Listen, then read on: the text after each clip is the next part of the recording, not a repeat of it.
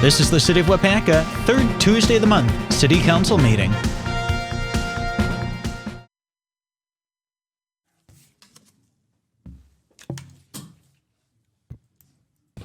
Okay, welcome to tonight's City Council proceedings. This is the second meeting in April, and this is when we do our organizational meeting. So we'll begin with that organizational meeting, and I'll call the meeting to order. And let's begin with the oath of office administered to all the newly elected officials, and Sandy will do that. So I think you could just stand, the ones that have just been elected. And I mean, let's just introduce them real quick here. You want to just give your name, please? Mary Fair. Paul Hagan. Scott Berchatsky. Colin Dykstra. Dimitri Martin. All right, and that would be the five then, right? Okay, go ahead, Sandy. All right, everybody, you want to raise your hands? Having been elected to the position of alderperson for the aldermanic districts for the city of Waupaca, you affirm that you will support the Constitution of the United States and the Constitution of the state of Wisconsin and all county and municipal ordinances, and will faithfully and impartially discharge the duties of said office to the best of your ability under the penalties of perjury. I do. I do. I'll come around with the oaths. So she has an oath that she'll ask you to sign, and then she'll notarize those for you also, and that's what we're doing right now. While she's doing that, I want to congratulate Mary and Paul and Scott and Dimitri. You guys are all incumbents, and congratulations. And then I do want to welcome Right, that's fine. Colin Dykstra. He is our new alderperson. He's replacing Steve Hackett. Next time. So I'll give you an air five as long as we're still doing the proper works here. And welcome. Obviously, if you have any questions tonight as we go through it, I think council members, let's try and explain as much as we can to him so that he gets a good idea of exactly how the council meetings work. And plus, I'll try to, as we go through the agenda, try and elaborate a little bit more maybe than I normally do. I know you've been watching the meeting, so you got a pretty good grasp of what's going on. So. Okay.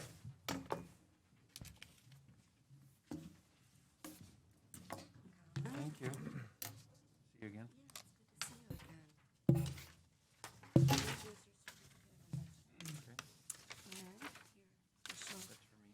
You keep.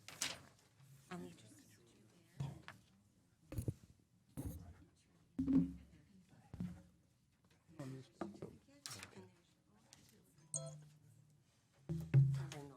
Thank you.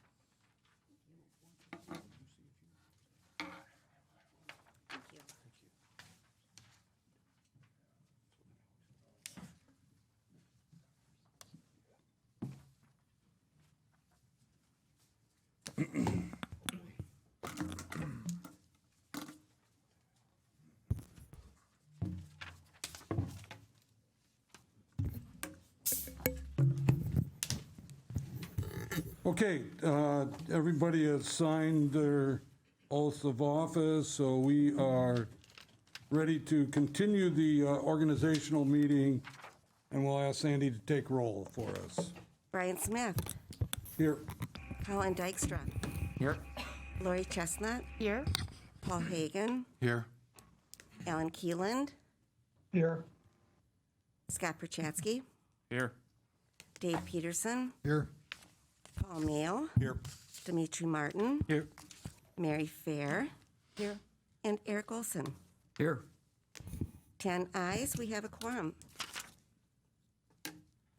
All right, and you have an agenda that you received in your packet, and I'd be looking for, and there is one handout that everybody has sitting on their desk, right? Mm-hmm. And that's for this organizational meeting. So we would need a motion to approve the agenda. So moved. Second.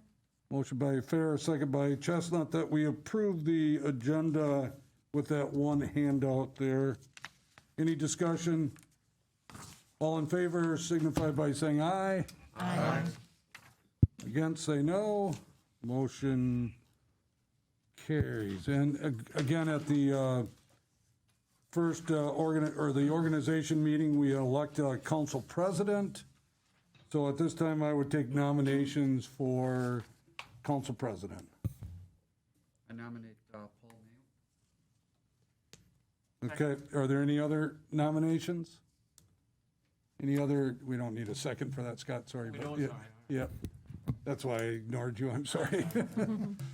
Do we have any other nominations? Any other nominations? Nominations be closed. All right, we have a motion by Keelan that the nominations be closed. Second. Second by Peterson.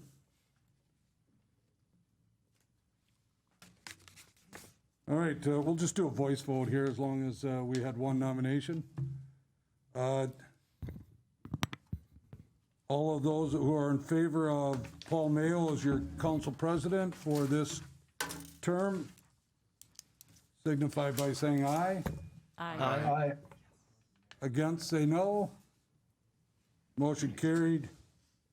Paul, congratulations and thank you.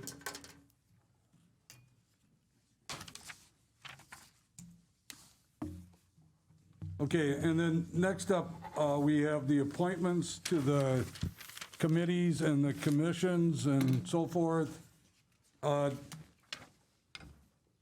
Paul, I'll turn it over to the council president, but I just want to make sure. So you are just going to read the new appointees, or are you going to read all of the members that are on there? Just the new appointees? Okay. Oh. So That's what I'm doing. in the packet, though, everybody has all the members, right? Okay. So if you don't hear your name and you think you're on a committee, you probably are, so look at the handout and it will tell you if you're still on that committee. So we're just doing the new appointments for this year. So Paul, I'll turn it over to you. Thanks, Mayor. These are the mayor's appointments to boards, commissions, and committees. Board of Review, Brian Smith, Dimitri Martin. Board of Appeals, Scott Perchatsky, Paul Hagan, alternate.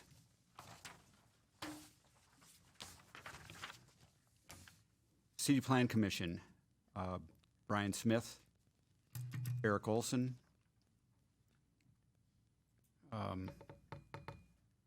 And then for this one, okay. let me help you a little bit here. So Eric Olson is being appointed to the City Planning Commission because he is also the chairman of the Parks and Rec Department, and that's following our guidelines. Okay. And then we elect one older person to the City Planning Commission, and I'm recommending that you appoint Alan Keelan, so you'll need a motion and a second for that. Okay, I'll need a motion to approve the mayor's appointment of Alan Keeland to the City Plan Commission.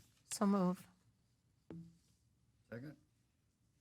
Moved by Chestnut, second by Olson, that council approves the mayor's appointment of Alan Keelan to the City Plan Commission. All those in favor say aye. Aye. Opposed, no. Motion carries. Moving on. Library Board, Gracie Legal Youth Representative, Allison Wolf, alternate youth representative, Lori Chestnut, Scott Perchatsky, alternate, Holly Olson. Parks and Recreation Board, Brooke Peterson, youth representative, Logan Jansen, youth representative, Henry Fries, alternate youth representative, Eric Olson, Dave Peterson, Megan Waller. Police and Fire Commission, Mary Fair, Jim Schultz.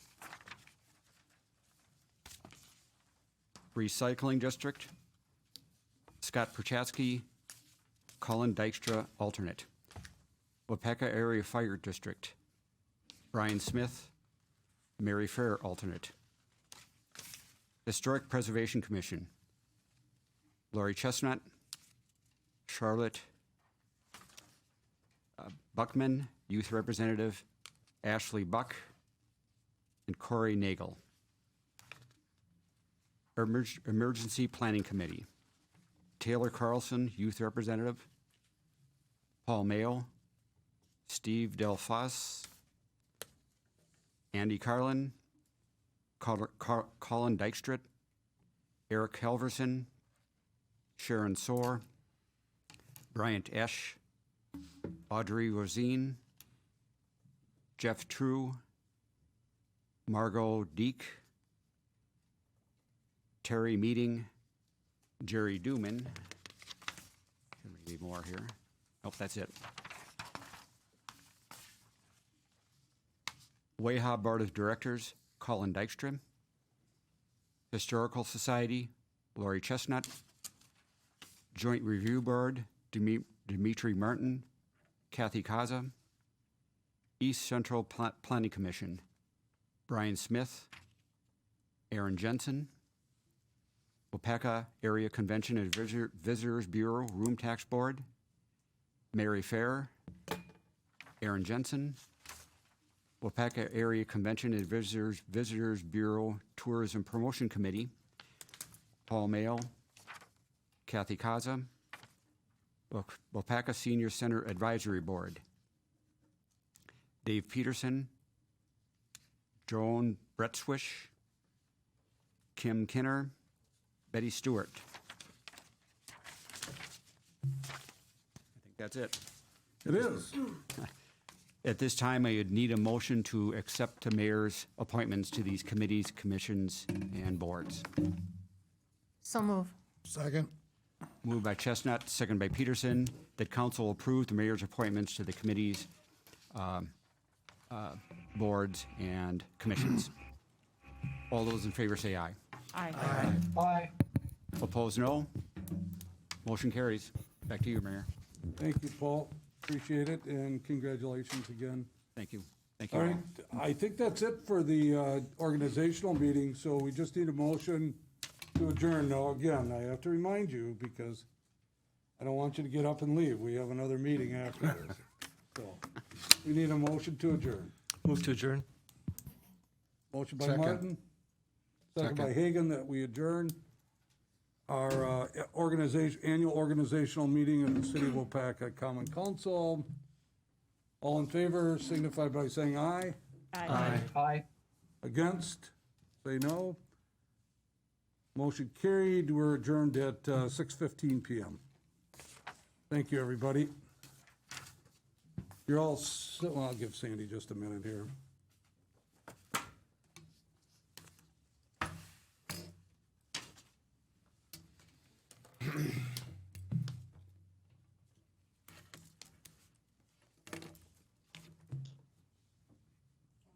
Okay, awesome.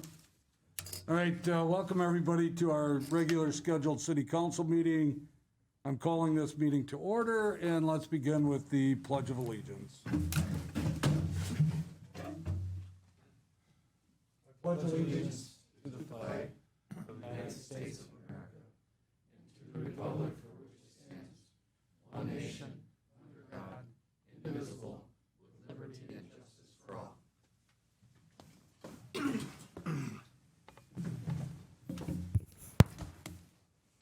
And Sandy, you want to read the clerk's open meeting statement for us?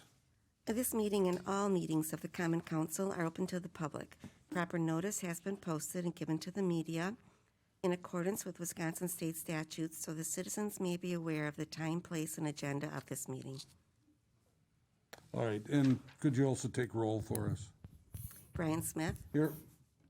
Colin Dykstra, Here. Lori Chestnut, Here. Paul Hagan, Here. Alan Keeland, Here. Scott Perchatsky, Here. Dave Peterson, Here. Paul Mayo, Here. Dimitri Martin, Here. Mary Fair, Here. and Eric Olson. Here. 10 present, we have a quorum. All right, thanks, Sandy. And I also want to introduce staff that is here tonight. Our city administrator, Aaron Jensen, Sandy Stibbs, our city clerk, and then I think Josh is behind the curtain again tonight, but Josh Werner is here tonight. Our IT individual, Brian Hilzel, our chief, Andrew Whitman, Parks and Rec, Justin Behrens, Director of Public Works, Tom Hart, our city attorney, and Peg Burrington, our public librarian.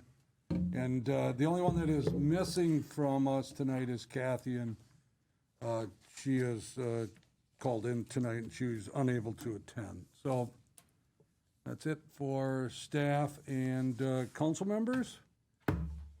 So let's go to the consent agenda, and I just want to explain this a little bit tonight for everybody that's watching, and it's a good reminder for all council members too. So we have two agendas. We have a consent agenda and we have a regular agenda. The items that you have on the consent agenda, which are the ones we're looking at right now, are all of these items are voted on with one motion. So once a council member makes a motion and we get a second, we'll ask for some discussion if they want to, and then we'll vote on each one of those items that's in the consent agenda. If there's any item that's on the consent agenda that a council member would like to see moved to the regular agenda, they can ask for that and it will get moved.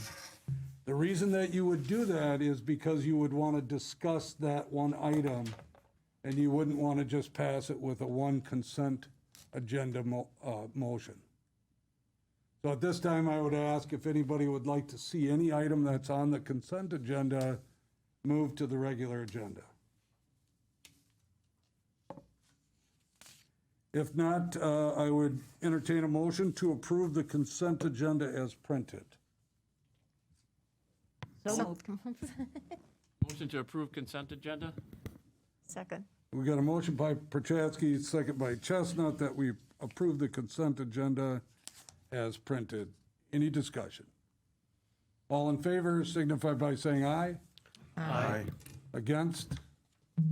Motion carried. So next up is the regular agenda, and that is where we would act on all items that are requested to be acted on, plus it's general information for the meeting tonight. So we do not have any additional handouts tonight, Sandy, right? So we're good to go. So I would need a motion to approve the regular agenda. Move to approve? Second. A motion by Martin, second by, Fair, that we approve the regular agenda as printed. Any discussion? All in favor signify by saying aye. Aye. Against? Motion carried. All right, let's go to non-agenda items and announcements. Our first announcement is a presentation of a certificate of appreciation and a chamber gift card to Alderperson Paul Hagan for his 25 years of service to the city. Paul?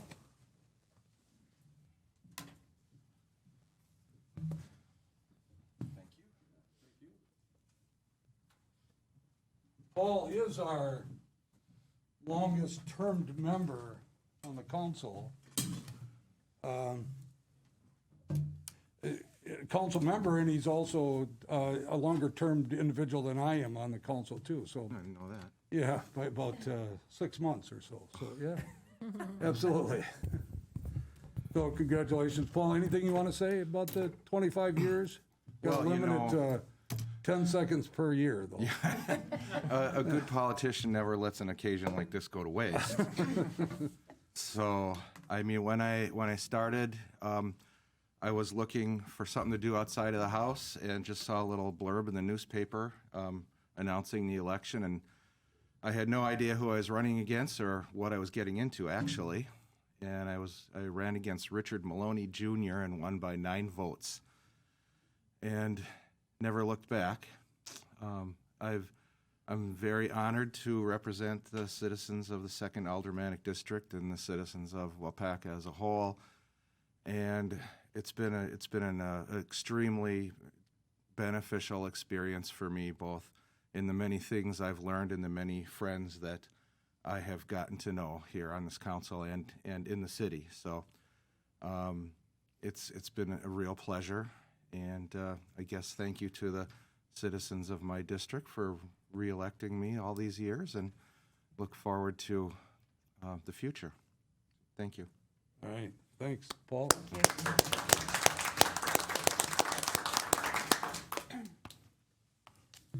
All right, next up, we have a proclamation for Municipal Treasurers Appreciation Week. Aaron, I didn't ask you ahead of time, but do you want, Sandy, I mean, we should read the one, do you want to read the state one too? Are they exactly the same? I didn't read through it, but. They're the same. So, Aaron, yeah, he can read it. Sir, so proclamation for Municipal Treasurers Appreciation Week, April 18th through the 24th, 2021. Whereas the office of the municipal treasurer is a time-honored and vital part of local government that impacts the day-to-day life of citizens throughout the state, and whereas the municipal treasurers provide the necessary financial information to governing bodies and agencies at the local, county, and state levels, and whereas the municipal treasurers administer the procedures and keep the financial records that allow governing bodies to carry out its public function efficiently and confidently, and whereas all municipal treasurers are the official custodians responsible for proper management and investment of public funds, and whereas the 1853 municipal treasurers and the 72 county treasurers work together to collect all property taxes for their own municipalities and counties, as well as their local schools, technical colleges, and the state. And whereas municipal treasurers continually strive to improve the administration of the responsibilities of the office of the municipal treasurer through participation in education programs, seminars, workshops, and conferences across Wisconsin. And whereas Governor Tony Evers signed a proclamation on March 10th, 2021, declaring April 18th through the 24th, 2021 as Municipal Treasurers Appreciation Week in Wisconsin. Now, therefore, I, Brian Smith, Mayor of the City of Waupaca, do hereby recognize the week of April 18th through April 24th, 2021 as Municipal Treasurers Week, and further extend appreciation to our Municipal Treasurer, Catherine Kaza, and staff and all municipal treasurers for the vital services they perform and their exemplary dedication to the communities they represent, dated this 20th day of April 2021. Thank you, Aaron. Kathy must be humble, and that's why she didn't come tonight. So we'll place this on file, and I think it's a really good gesture. We do appreciate the hard work that our treasurer Kathy does for us, obviously, and that position. Okay, next up we have Arbor Day proclamation. Justin, are you prepared to read that? You bet, Mayor. Before you put all your effort into that, do you want me to have Andrew read the second one? I'll do whatever you ask. As far as reading a proclamation. Okay, you read the Arbor Day and we'll have Andrew read the Earth Day proclamation. Oh, that sounds fair. Okay. Page 54 of the packet. Whereas in 1872, J. Sterling Morton proposed to the Nebraska Board of Agriculture that a special day be set aside for the planting of trees, and whereas this holiday called Arbor Day was first observed with the planting of more than 1 million trees in Nebraska, and whereas Arbor Day is now observed throughout the nation and the world, and whereas trees can reduce the erosion of our precious topsoil by wind and water, cut heating and cooling costs, moderate the temperature, clean the air, produced oxygen, and provide habitat for wildlife, and whereas trees are a renewable resource, giving us paper, wood for our homes, fuel for our fires, and countless other wood products, and whereas trees, whenever they are planted, they are a source of joy and spiritual renewal, and whereas Waupaca has been recognized as a Tree City USA by the National Arbor Day Foundation and desires to continue its tree planting ways. Now, therefore, I, Brian Smith, Mayor of the City of Waupaca, Wisconsin, do hereby proclaim the 30th of April, 2021 as Arbor Day in the City of Waupaca, and urge all citizens to support efforts to protect our trees and woodlands and to support our city's urban forestry program. And further, I urge all citizens to plant trees to gladden the hearts and promote the well-being of present and future generations. Thank you, Justin. Again, we'll have that signed and placed on file for us. Let's go to the next proclamation then. This is the Earth Day proclamation. Andrew? In the early 1960s, Senator Gaylord Nelson of Wisconsin began a movement to highlight mounting environmental problems. Earth Day continues to promote environmental awareness and celebrate the limitless possibilities for all people to care for our land, air, rivers, lakes, and oceans. Earth Day is an international phenomenon observed in more than 180 countries spanning every continent. Individuals and communities come together with a unified purpose to address issues such as climate change, species extinction, managing growth, economics, and emerging technology. Whereas the City of Waupaca's lands, waters, air, and other natural resources should be protected and preserved at all costs, this goal of environmental sustainability is the legacy we wish to leave for those who follow us. And whereas the City of Waupaca supports and strengthens its commitment to the environment by working together to protect these natural resources is essential to the continued quality of life of the residents of the Badger State. And whereas the City of Waupaca recognizes the spirit of Earth Day as a global event that celebrates environmental achievements and raises awareness for environmental issues and provides a unique opportunity for people across the state and nation to promote environmental stewardship by setting goals and taking actions to lessen the negative impact on the environment.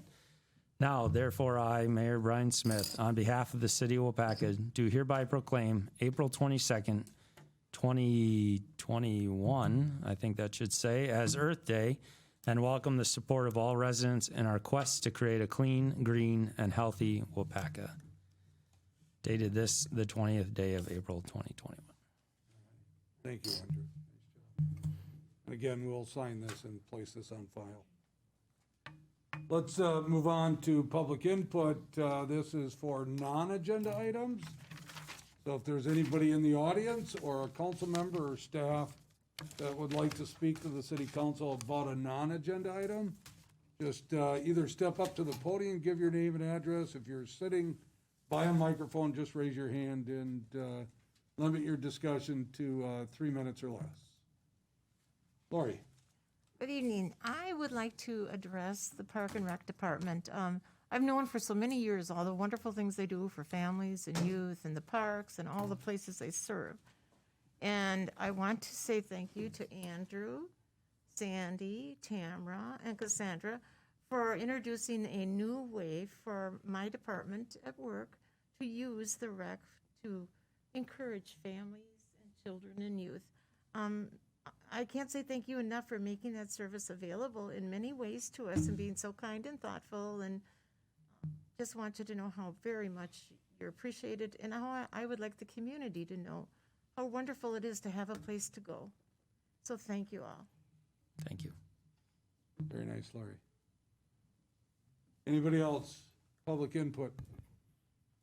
All right, let's move on then to the community department head reports. And as always, we'll start with the community. I know Tracy Barrett is here tonight and would like to talk about the Historical Society. So, Tracy? Thank you, Mayor. Thank you, City Council, for having me here tonight. Thanks for including an update in a busy schedule tonight. I represent the Waupaca Arts and Culture Network tonight, as well as the Waupaca Historical Society. As Mayor said, I'm Tracy Barrett, and I've been the director now for about 5 years. And we appreciate the support that we receive from the City of Waupaca for both the society and the network. The Historical Society has been a part of the network since the beginning and sees the network as a great way to partner with other arts and cultural organizations while supporting and enhancing our community. I am here tonight to provide you with a quick look at what the Historical Society has been doing and what we have planned for the summer. The Waupaca Historical Society works closely with not only the community and arts and cultural organizations, but also the City of Waupaca and its departments. We are incredibly thankful for the city's continued support of the Historical Society's efforts to preserve our city's history and to share those stories with the public. We have collaborated with the library on several projects and events We work closely with the city on both committees and society projects, and continue to improve and grow our 3 historic sites in the city of Waupaca. While our buildings have been open by appointment only since last June, we have found ways to reach our community virtually and in person when possible. We collaborate with the library to create the Safer at Home cookbook, featuring recipes and stories from the pandemic from our community. The cookbooks were a successful fundraiser for both of our organizations. In December, we collaborated with local businesses and organizations to offer filled holiday tins for the 2nd annual Yuletide Trail. This too was a great fundraiser. Through the winter and the spring, the Historical Society has increased our online presence with updates to our main website, making more of our Chain of Lakes collections accessible online through our 2nd website, and sharing photographs and history through our Facebook and Instagram pages. We have also helped community residents and businesses with historical research and projects, and continue to accept more objects related to Waupaca and the Chain of Lakes history. We have also finished several new exhibits at the Holly Center and have begun work on a new model railroad track in the depot. Looking ahead to the summer, we are looking forward to opening our buildings both by appointment and for some events and open houses. We are collaborating with the library on several events, including a Grow Your Own Potato program in May and a Family Fun Day at the depot in July. We will also resume our monthly programs in July with a program on the history of the Chain of Lakes. And our newest events this year will be our porch programs at the Hutchison House in South Park, which will include a June program featuring lost arts like spinning wool and weaving, and a Civil War reenactment event in August. These programs will be outdoors and free to the public. And this Friday, we will kick off our Brat Fry season with the Brat Fry at Fleet Farm. So all proceeds will be matched by Bank First this Friday, so be sure to stop out for lunch if you have time. The Waupaca Historical Society works to preserve the history of Waupaca and the Chain of Lakes and share this history with others. We continue to grow our collections, preserving these items for future generations and making them accessible to the community and visitors. We offer monthly programs on a variety of historical topics and host events throughout the year that are family-friendly and community-minded. We frequently partner with community organizations and work together to reach new audiences. And perhaps most importantly, we strive to increase people's sense of community and belonging through our shared history and love for Waupaca and the Chain of Lakes. Thank you for the opportunity to provide this brief update on the Historical Society and the Waupaca Area Arts and Culture Network. And thank you again for your support of the Historical Society's mission and in showing our community the importance of preserving Waupaca's history. Thank you. Thanks, Tracy. Anybody have any comments for Tracy while we still have her? All right, thank you. All right, let's go to department heads. Peg, you want to start? So we are having hybrid programming this summer, meaning we are going to be having outdoor events, mostly in our parks and our other public spaces that are there, along with virtual events. We will have an exhibit that will be interspersed throughout our library spaces. It's an East Asian exhibit, and Liz wrote a grant for that. It will include some panels about the Hmong people, artifacts from our sister city, a broad selection of resources that can be checked out from the library. We are hiring right now, so if you know someone who is in college or just out of high school and is interested in being an intern in our teen department, we're looking for that, as well as a full-time adult programming coordinator. We are looking towards new levels of service as we add things back to what we took away after the shutdown. So starting May 10th, we're going to be allowing 4 people at a time to use our conference room for up to 4 hours. We're going to be removing some of the stanchions and some of the things that are in the way and bringing back some furniture into the building. So that's exciting. Our foundation met last week, and they are collaborating with our IT department, Josh Warner's department, to bring a new AV system into our meeting rooms, which will allow for remote televising of the programs that we provide, as well as some upgrades to our current microphone system. And they also are providing chairs for the conference room and supporting plans for future capital improvements for our building. I've brought to you a couple of grants that we've received recently for the hotspots that go out and allow people to connect to the internet from their home or remotely. And with each of those hotspots, we've also sent out a survey, so we can actually measure the impact of what's happening in these people's homes. And the stories that we're receiving really help us to understand that impact. Someone said it was invaluable. We were having consistent internet issues, and I wouldn't have been able to work without the hotspot. I was able to attend meetings via Zoom and participate in online classes.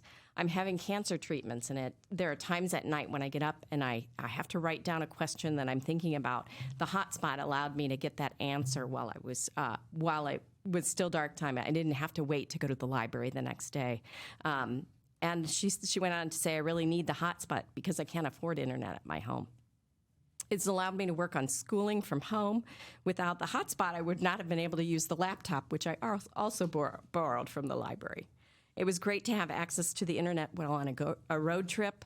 One of our hotspot users wrote back that he was able to take that hotspot to elderly relatives in our community, and they were able to watch a virtual production of their grandson, which was really amazing, which would not have been possible without the hotspots. We continue to see that in those impact stories.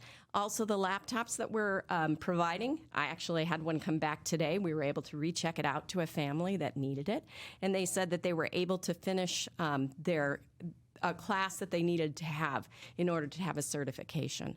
So these are the kinds of things that are happening because the library is serving our community. So I just want to welcome you to come in and take a look at what we're doing and continue to be a very vital part of our community.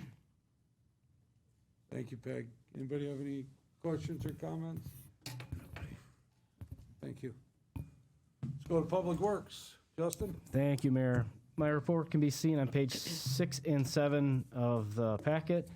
Our water and wastewater utilities are teaming up and doing a load bank test on our backup generators. So we do exercise our generators monthly, but usually they're not put under much of a stress.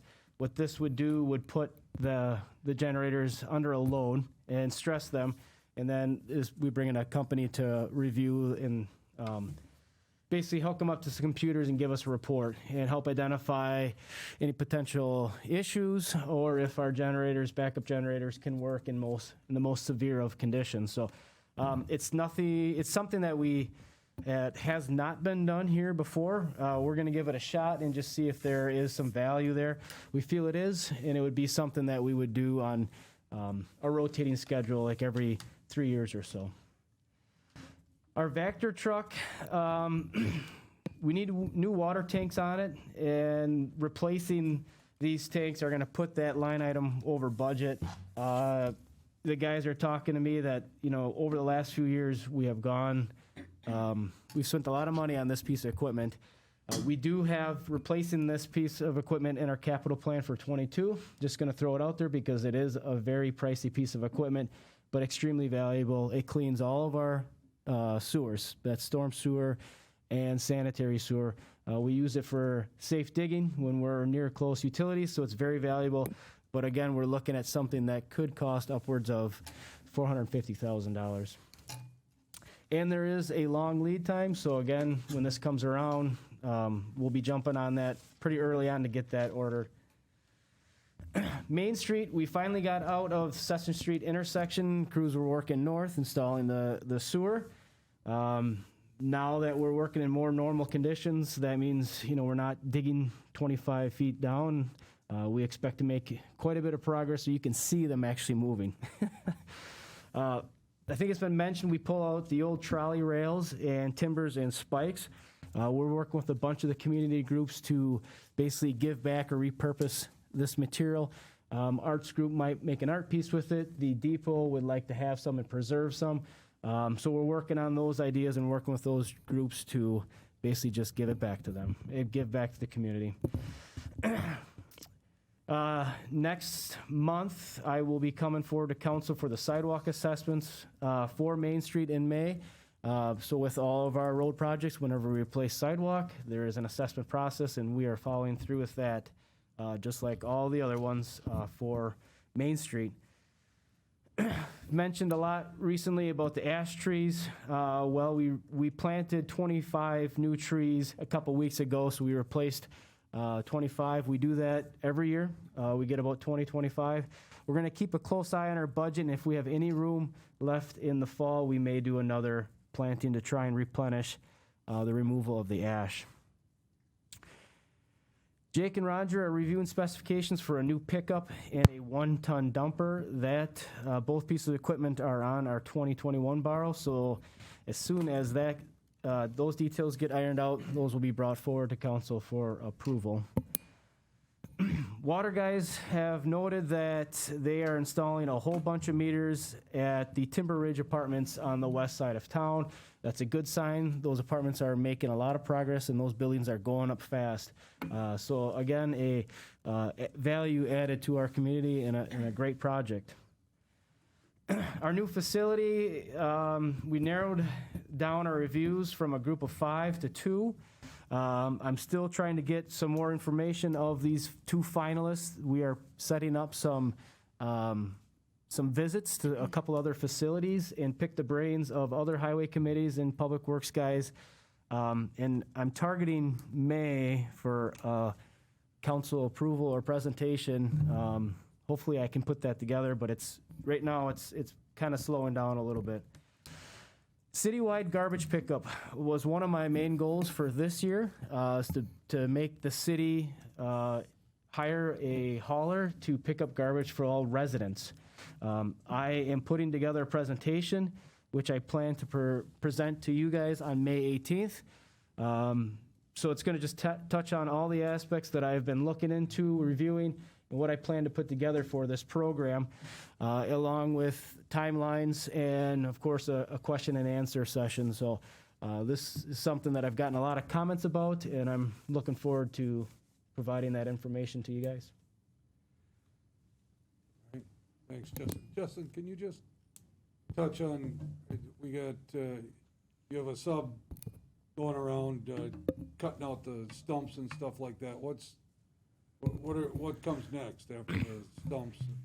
So the trees we cut down, we have to hire out to remove the stumps, so we get a guy to come in to grind the stumps down. We come back around, clean up the area, replace with topsoil and seed. They've just started doing that now. There's a few spots I noticed they got to. We usually don't like to apply seed before May 1st because of frost issues. But I know these are people's front yards. They take care of them, so we'll get them. Good. Thank you, Justin. Anybody else have any questions or comments for Justin? All right, let's go to Parks and Rec. Andrew? Thank you, Mayor, council members. We'll start in the parks today, and so far this year, we have about 84 shelter rentals, which is up from last year, but if you remember last year, we didn't start taking shelter rentals until July, I believe it was. So, we've had quite a few in the last couple of weeks, so I think people are getting more confident in being able to hold reunions, weddings, and those types of things this summer. So it's good to see that coming back. We do have some other events, people's events that are being planned in the parks as well. And so we'll continue to take those as we move forward. May 1st is a big day for us. That's when we open up park shelters and bathrooms. So rentals can start May 1st. Bathrooms will be open daily during normal operating times. And that goes all the way until the end of September. You'll see an article in the paper this week, right? You said this week? All right, perfect. About a new program that we have. It was approved by Park Board. It's called Adopt a Trail. And so what this program is just kind of helping us with general cleanup and maintenance, hopefully, of some of our trails. So if you remember, through our court plan, we have 26 plus miles of River Ridge Trail, and some of them are pretty secluded. And we, honestly, we struggle to get an eye on all of them all the time. And so we divvied it up into 7 different sections. And we have 6 left. So we already gave at least 1 out. And we're looking for, community members, families, organizations, businesses to take a small section and just once a month go through and help us with a list of things that we've asked them to do. So if anybody's interested in doing that or an organization is interested in doing that, you can find information on our website or you can reach out to us or give us a call. If you remember a while back, I did come with a resolution to council to apply for an LWCF grant for up to 50% of the proposed project at Swan Park. That was officially submitted today, and so we will not hear back from that until the fall, but it's nice to get that in. I have to give Greg credit for doing a lot of the work, and he does an amazing job, and I believe it was about 130 pages long. So definitely a big grant and something I wouldn't have been able to do that well without him. Rec department, we have so far, including swimming, we have 832 unique registrations for spring and summer programs, so definitely a few more than last year during this time. Baseball and softball practices start May 3rd. Games start May 17th. We've already gotten through the tryouts and the draft, and everything has gone very smoothly so far. Senior Center. Programs are running safely. The numbers have continued to go up a little bit as people venture out and get a little bit more comfortable. They've had 330 membership sales already this year, which is down, but I think as people venture out, they'll be able to continue to get that to raise up a little bit. Some people don't have the ability to do that membership from home, and so they need to be able to come in, and if they're not comfortable yet, that is completely fine. Big thing starting for us next week. You've heard me talk about Rock Steady Boxing up there a few times when it comes to some grants and some training that Sarah has done. Sarah's really worked her tail off to get this program going. She's gone, out of state for training. She's done training online. She's applied for multiple grants to get the equipment, and it starts next week. And I believe now, after today, I know I said 2 this morning in our meeting, but I believe there's only 1 spot left. It's very unique to this area. There's nothing else around here that has it. And just quick overview, it's a program for people with Parkinson's and the people that help them also participate. And it works on a multitude of things, not just being able to hit a bag as hard as you can. There's so many good things about it. It's a 6-week program, and they'll continue to hold that at 6-week intervals as they go through. So definitely excited about that, and I look forward to updating everyone on how that will go for Sarah down in the Senior Center. That's it. Thank you, Andrew. Any questions, comments? There was something about a bicycle and pedestrian plan that I'm not familiar with, and I wonder if you could speak to that a little bit.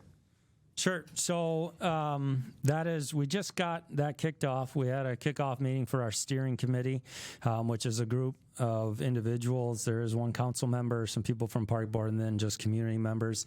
And it's about a year-long process or a little bit longer, and they'll look at the 6 E's, and I know I can't remember them. Justin might remember them. And it's really just gives us a plan moving forward of how we can better serve the community as far as bicycle routes, pedestrian walking, how we can connect to other, like the county bicycle and ped plan, and how can we use this as a tool, somewhat like wayfinding and that type of thing, to connect people to downtown, connect people to our businesses. So there's a lot that goes into it, and I'll be bringing that forward probably at the end of the year or early next year. So, Dimitri, I don't know if you have anything to add after that first meeting of what you got out of it. I just think it's a good group, and there's a lot of diversity of opinion. Use your mic, please. I just think it's a good group, and it's nice to get a lot of diversity of opinion to flesh out all the things that we need to factor as we're planning out our biking trails and improving them. So, Yep. Yeah. Thank you. All right, anybody else? Questions, comments? Thank you, guys. Let's go to the police department. Chief Ozell. Thank you, Mayor, Council. My report can be found on page 13. This Saturday is our drug take back again, and that's going to be from 10 a.m. to 2 p.m. in the police department. And it's really easy. Individuals, no identification is needed. They can bring in any over-the-counter or prescription drugs into the police department, to the lobby area, and just dump that medication into the box. There's no questions asked. We ask that, anything that's over the counter, ointments, inhalers, patches, creams, vape cartridges, and devices, but we got to make sure that if anybody brings those in, that we do not have any batteries. We ask you not to bring any illegal drugs, any needles or sharps, mercury thermometers, aerosol cans, or anything with bodily fluids or shampoos or lotions or hazardous waste to be put in there. This has been a very successful plan, or a successful program in the state of Wisconsin. The state of Wisconsin actually leads every state in the United States during the drug take-back. We typically range between 45 and 65 pounds of unused medication that we bring in each spring and each fall. And that really attributes to the problems that the nation is having with the drug overdoses and that. It's important to get those medications out of the medicine cabinets and get them disposed of properly instead of somebody throwing them in the garbage or flushing them down the toilet where it gets into our water treatment. So it's really important that if anybody has any of that stuff, they can bring it down to the police department again in between 10 and 2, and we'll take care of it this Saturday.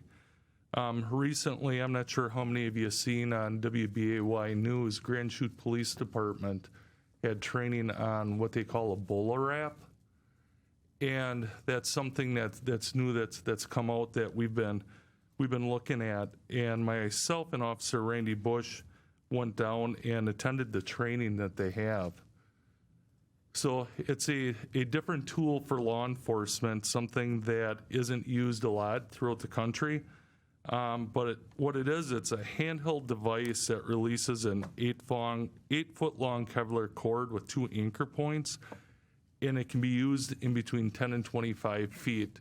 The best distance is 15 feet, but it cannot be used in a confined area because it actually shoots out. It's got like an 8-foot span, and it wraps around a person and restrains them from whatever they may be doing. It's pain-free.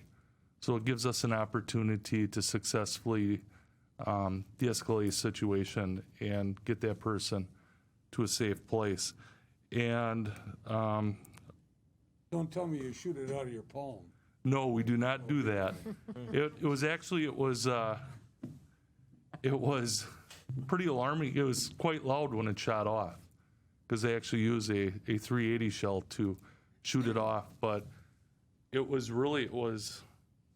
couldn't believe how quick that it got to the person. And if a person would have a knife or whatever it may be, and you hit them in the upper arm area, it would actually wrap their arms, and we would be able to resolve that situation in a short amount of time. But everything has to be just right. It just can't be one officer that's by themselves. It would have to be 2 or 3 officers, 2 officers at a minimum, 3 optimally. Or it's just something that we'd look at. So what that involves is we would have to send some officers for training for that, and then they would come back and train the department. And our donation money that we have when we have the brat fries and the different things that we do, that's what we would utilize to purchase each one of those. They're about $1,000 a piece and $35 for each cartridge that gets shot. And the individuals would have to go through training, and we'd have each of them shoot a cartridge off. So that's something that we're really looking hard into. We have to look for the training, and then we also have to get those items ordered.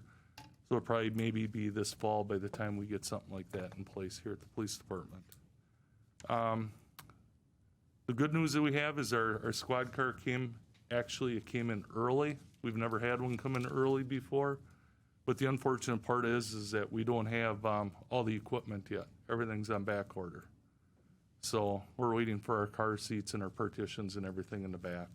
So we've been in contact with the company that we're working with, and we're working with them. Hopefully in the next month and a half, we'll have our new squad on the road. It's really nice. You'll enjoy it when you see it. And lastly, I don't know how many of you know Abby Williams. On her 18th birthday, she ran 18 miles to raise awareness for the Waupaca County Suicide Prevention Coalition, and she raised funds. And what she did is she donated that money back to the Waupaca County Suicide Prevention Coalition. She worked with Wes Zuby a lot with what Wes has done with the coalition, and Wes was able to escort her back in at the end of her run, along with Matt Batt and one of the Sheriff's Department personnel, that they were able to bring her back into the high school. So that was good that we were able to do that. So that's all that I have. Thank you, Chief. Anybody have any? Yeah, I have a Go ahead. question. Can you give us an update on that alleged abduction attempt that was in Covered Bridge, I believe? That the Waupaca County Sheriff's Department is handling. It's out of our jurisdiction. I know that they have a lot of investigators and officers that are working on that very diligently. We haven't shared a lot of information back and forth in regards to it because it's their investigation. But they're treating it as a real attempted abduction. So they're dotting all their I's, crossing all their T's, and they're developing information. And are you kind of making the additional rounds and so forth to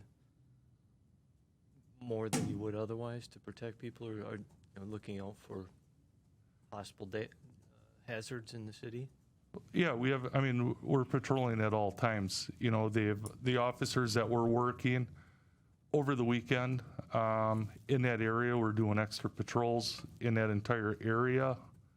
I can tell you that I saw more squad cars in that area than I've seen in the last 20 years in one weekend. So between the Sheriff's Department and our officers, that area is being saturated quite a bit, but they're also checking the other areas in the city of Waupaca too. And our officers have been looking for anything with descriptions that would match or whatever it has been, and that information that we get, we turn that over to the Sheriff's Department because they're the ones that are in charge of the investigation.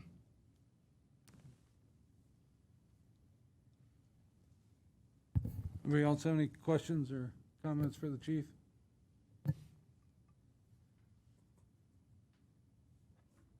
Okay, thanks. Josh, I'm gonna have Sandy go first, then you're up. Sandy, go ahead. Thank you. My report can be found on page 23 and 24. My office spent much of March preparing for the spring election that was held on April 6th of 2021, complying with all state statutes, requirements, and deadlines. We mailed out 423 absentee ballots total and received 269 voted ballots back to be counted. The results of the election were 864 total voters, which was a 24% turnout. And that is the last scheduled election for 2021. I'm looking forward to training on and using our new ImageCast Evolution, they're called ICE, voting machines. We ordered 2 of them, if you remember, and they'll be here for the 2022 election cycle. Also, I was asked to be a member of the Waupaca County Art Board's 3D Alley Art Jury.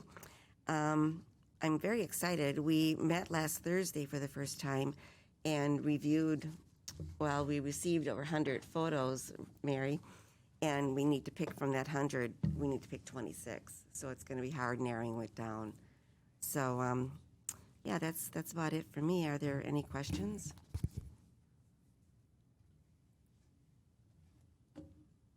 All right, thank you, Thank you. Sandy. All right, I guess we go to you, Aaron. All right. Come on, Josh. Come on. Aaron will wait. You go stand Just up there. moving like a server. Slow. Nobody wants to see it. I forgot. I don't disagree. Again, I have to announce Josh's entrance. Josh Warner, everybody. We're going to collect more pounds from this drug take back with electronics recycling next Friday, 10:30 to 1 at Swan Park. Some items are free, some have a cost. That's all detailed on the city website, so next Friday for that. Waupaca Online got word that we are not receiving a Public Service Commission broadband internet expansion grant. There were 3 different projects by 3 different providers in this county. All 3 were denied funding, so that's disappointing news. Ralph and myself and the staff, we're still looking at some other options to carry out parts or all of that proposed project. Not quite sure how we're going to piece that together, but we're looking at some options and opportunities with that, how we're going to do that. Staff's making a pretty major upgrade probably this week. They start today with our backhaul link between City Hall and Shambo, and that's tying into some other plans this year to be able to offer our customers a lot more speed than we're offering right now. And I'd say probably in the next 2 months, you'll see me here with a proposed rate change so that we can make those higher speeds more affordable than how it's currently priced. Aaron, Ralph, and I have gone, I think it's been 2 meetings so far at the school district. They kind of initiated a conversation about internet availability or lack of internet availability, both in the school district and countywide. The second meeting, we got the county involved. We've got our grant writer there. And right now, it's just a really preliminary discussion, what's happened in this county, both with Waupaca Online and other providers. It's just kind of piecemeal as people see opportunities. I know Aaron's going to be talking to the other city administrators. Our school is going to be talking to other school districts. I think it's going to funnel down to them talking to the towns and just feeling people out. And I think we're kind of hoping it maybe leads to some sort of cohesive countywide plan for internet availability. So we'll see where that goes, but it's kind of exciting, you know. After schools being virtual or hybrid for a period of time, everyone's seeing the importance of it, and with some federal funding that may be available over the next couple of years, it might work out to really make some improvements for our residents. Community media side of things, I've been working with Justin on updates, video updates on the Main Street project as new information comes out. Have a parking education video that's been posted to our social media, and have been working with Winchester to help them out with their virtual series. And that's all I've got. All right, thank you, Josh. Any questions for Josh or comments? All right, let's go to Aaron. All right, thank you, Mayor Smith. My report can be found on page 25 of your packet. You will see Gold Cross Ambulance Usage Report in just a few minutes at the end of our agenda tonight. Mark Frederickson is sitting in the back. He will give an update on their trends through 2021 and be available for questions. Public Works, I won't touch on that as I think Justin did a good job there. City Council orientation resources and process. We have obviously Alderperson Dykstra here as a new city council member. One thing on my work plan for this year was to develop some sort of resources for new council members and a process for them to get onboarded. So we have created a packet that I sent out to council members in an email, and you guys have all been council members, new council members at one point or another. And if you have feedback, feel free to give it to me. If you feel like some things are missing or have questions or comments, I'd be happy to take that. But then we're also going to do a speed dating type situation for the next 3 council meetings immediately prior. Alderperson Dykstra is going to come in and meet with department heads for 25 minutes a pop and cover some highlighted items. And if we need to cover things in more detail after that point, we can set up individual meetings after that. So, and then it's going to kind of conclude with a whole city council tour of facilities. It may have been a while since you've been in one or another. So instead of just taking the new member, we will take everybody and invite everyone on a tour of our city facilities in June. So we'll look forward to that. If anyone has questions, feel free to let me know. We had a visit from Senator Joan Ballwig last Friday. And I think it went well. We had good discussion from a city staff standpoint, had a couple elected officials. Want to thank everyone who showed up to that. I know Angie came as well. And then we went on a little tour of Main Street and the rec center, talked about that project, actually both of those projects. And then came back for a public listening session in the afternoon for a half an hour. So That was a good opportunity.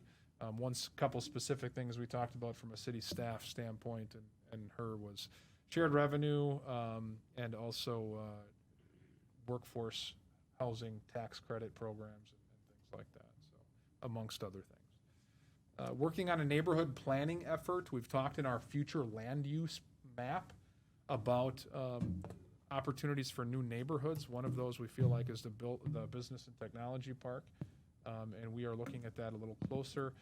City Council did have a RFP that they approved a while back, I don't know, a few meetings ago, and we're working through that as a development review team. A couple other things. Last night, some exciting news. The CDA met and actually gave out 8 grants through the Downtown Business Incentive Program.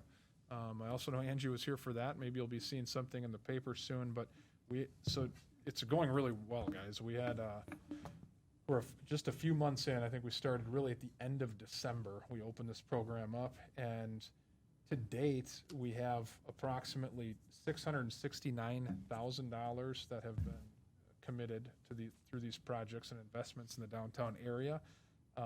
Of those dollars, about $375,000 is private, and $194,000 would be city contributions. But that does count this CDIG grant, which was a $120,000 grant that we have been led to believe it looks pretty promising, and we hope to hear good news soon. So that's kind of an anticipatory number. But so I think that's awesome. I think it was great to see the business owners come in and take advantage of that. Mayor Smith, I don't know if you have anything to add. No, you did a good job of explaining it. I just think I guess I do have something to say. Not only is it good for the community to be able to invest in the downtown and as it sticks out there as long as it has, more and more, we're seeing more and more interest, but we still want to see more interest in people investing in their buildings downtown, in their businesses downtown. We're getting quite a wide mix. We got a tenant that is moving into the downtown, and she needed some help with the plumbing and the electrical to get that up to speed, and she wouldn't have been able to do the project if she didn't get a little bit of help. So that was a feel good. You don't make a whole lot of money off putting a new roof on your building. So this was again another nice thing that we can offer, is that we're helping them to put new roofs on so that their buildings aren't falling apart. We're helping them to tuck point their brick that's on the walls. We've had over the years, we've had a couple of walls fall down in our city. So, it's great to see them investing in tuck pointing.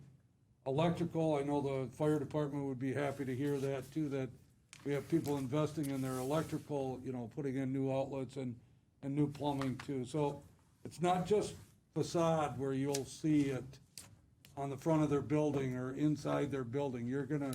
They're putting it into hard stuff, that's really going to maintain the buildings in the downtown area. And they seem enthusiastic about doing it. And really, I look at it as we gave them a little bit of a push to invest in their own buildings.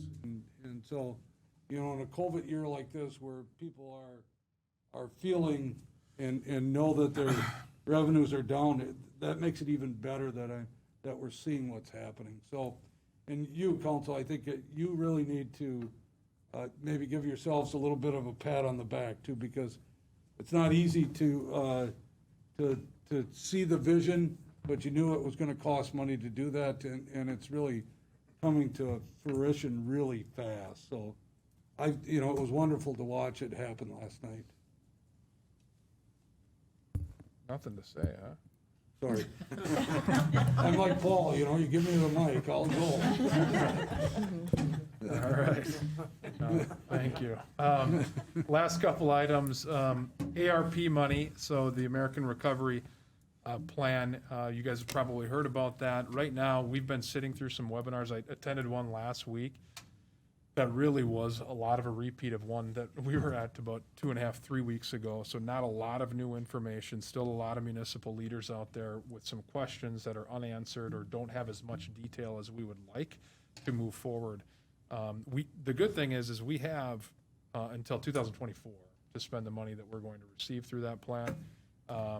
Right now, we're taking the stance on, and a lot of municipalities are, is let's wait for some more detail before we spend a bunch of time and effort as councils, elected bodies, as going through the plans for it. The last thing we want to do is spend money in an inappropriate way and have to return it.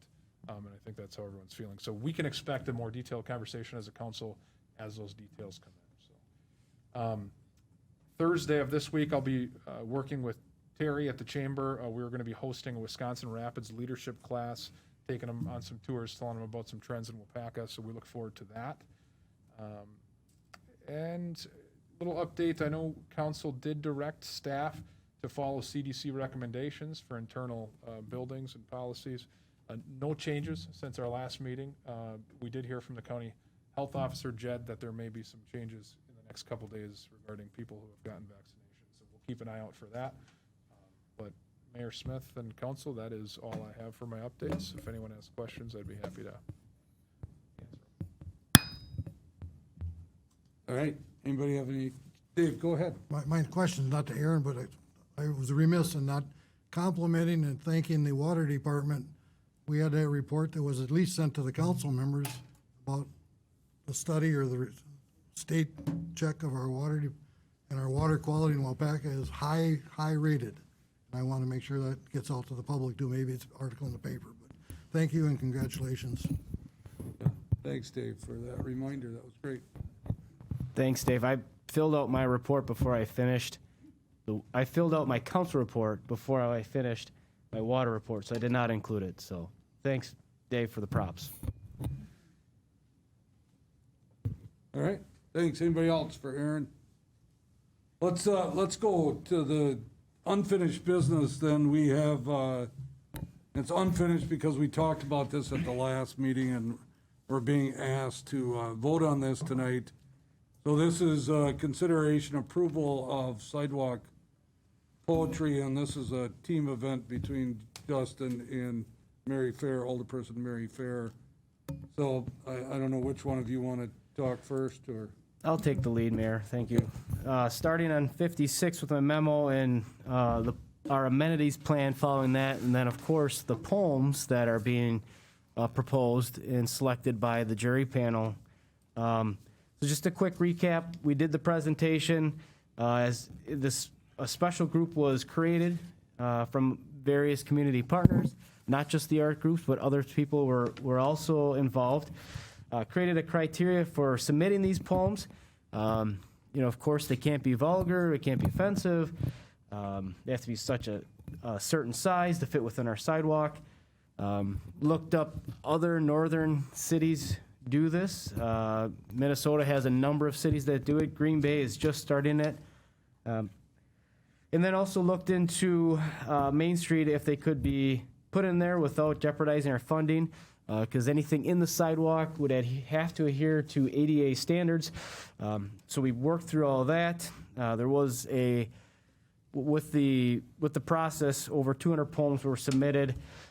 In this jury panel from this group selected the 16 to go being proposed for Main Street.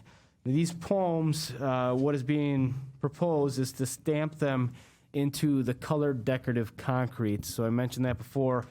The concrete sidewalk up against the buildings will be gray and meet all ADA standards. Everything from the sidewalk out to the curb will be colored and has a little bit more flexibility with that. So with the ADA standards, can have a little bit steeper slope. We can have more grooves that make it decorative.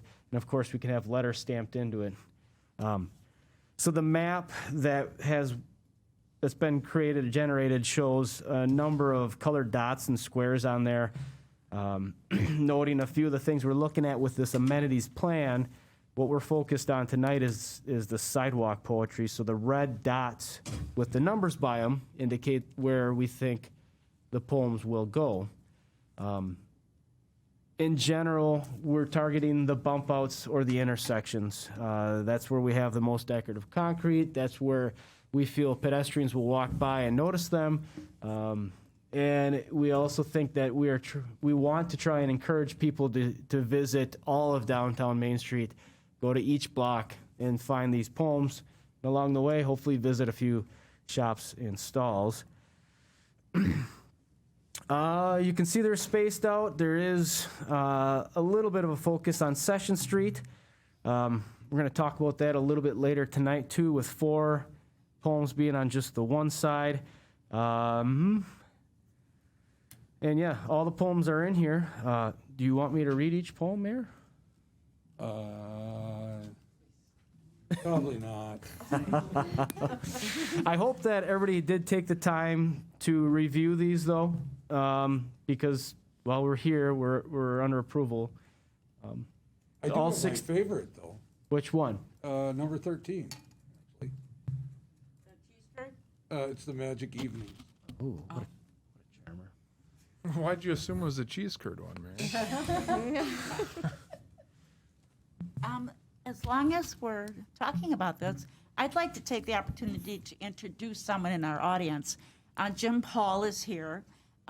Jim is a UW Stevens Point student, and he works with the Sidewalk Poetry Committee as an intern or as part of his studies. So he's been a huge asset to our group. And speaking of the poems, of the 200, he counted the characters on all 200 poems to make sure that they fit the criteria. So he put in a lot of work to get this done, and he was a great asset to our group. So, Great.